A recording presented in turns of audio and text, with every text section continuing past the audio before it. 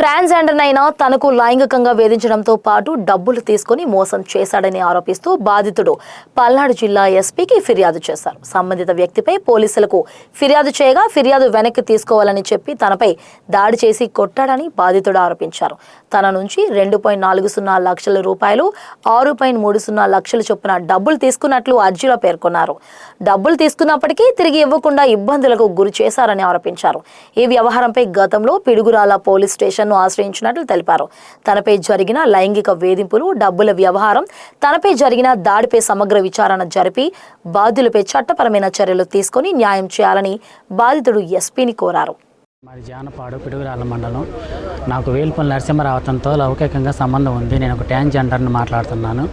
అతను నా దగ్గర 6 సెవరీలు బంగారం తన భార్య చేయించుకున్నాడు. నల్లబోసల గొలుసు, నాంతాడు అన్నీ ఉన్నాయి.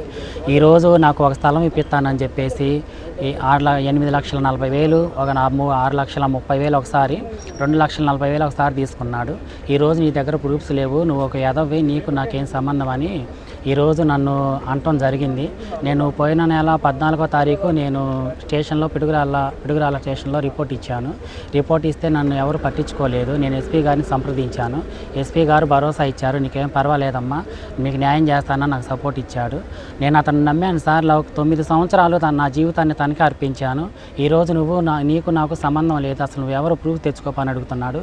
తను నేను కలిసి దిగిన ఫోటోలు ఉన్నాయి, కాల్ రికార్డ్స్ ఉన్నాయి సార్. అంతకంటే ముందు కూడా నన్ను 2 రోజుల క్రితం కొట్టి కేసు వెనక్కి తీసుకోమని నన్ను బెదిరింపులకు గురి చేశాడు. నేను చచ్చిపోయి కూడా నా చావు కారణం అతనే సార్. నేను చనిపోతే నా అన్న కన్నా పిడుసులు వస్తాయి సార్. పేషెంట్, నా తండ్రి ముసలోడు, వాళ్ళకన్నా నా సేవలో న్యాయం చేయమని మిమ్మల్ని కోరుకుంటున్నాను సార్. నేను